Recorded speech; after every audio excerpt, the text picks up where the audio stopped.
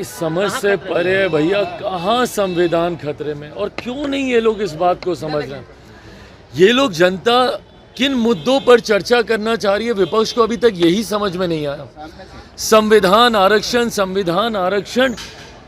2024 लोकसभा का चुनाव आपने लड़ लिया।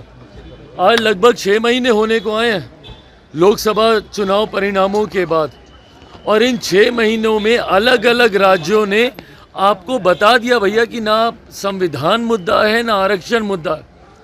हरियाणा का चुनाव लड़ा था ना, क्या हो गया महाराष्ट्र में। अलग अलग राज्यों में जहाँ जहाँ पर चुनाव हुए हैं, जनता ने एक तरफा लैंडस्लाइड बहुमत से सरकारें बनाई हैं एनडीए भाजपा की, और वहाँ की जनता ने आपको बखूबी ये बात बता दी है कि ना आरक्षण मुद्दा है ना संविधान मुद्दा है। और ख़ास तौर पर जब कांग्रेस जैसे दल संविधान आरक्षण की बात करते हैं, संविधान कभी खतरे में था तो वो सन 75 में था, जब सही मायनों में आपने संविधान की हत्या की थी देश में इमरजेंसी आपातकाल लगाकर। और आज आप लोग बात करिएगा संविधान को बचाने की। ये सारी बातें जनता अपने आप को इसके साथ जोड़ती ही नहीं है। और अभी पुनः अगर आप लोग इन्हीं मुद्दों का जिक्र कीजिएगा तो जिस तरीके से बाकी राज्यों में परिणाम आए हैं, इसी तरीके से दिल्ली में भी आपको हार का सामना करना पड़ेगा, बिहार में भी करना पड़ेगा, असम में भी करना पड़ेगा।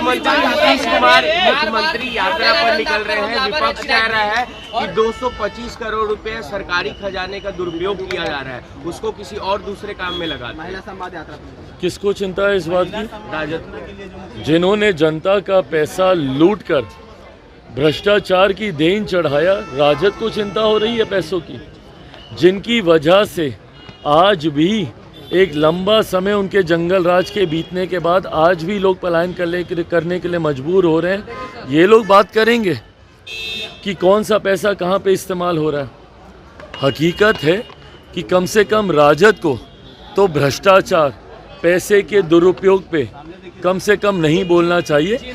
जिन लोगों ने खुद भ्रष्टाचार की देन, चारा घोटाला किसके समय में हुआ था, ये लोग बात करेंगे आज भ्रष्टाचार की। कम से कम इन लोगों को शोभा नहीं है।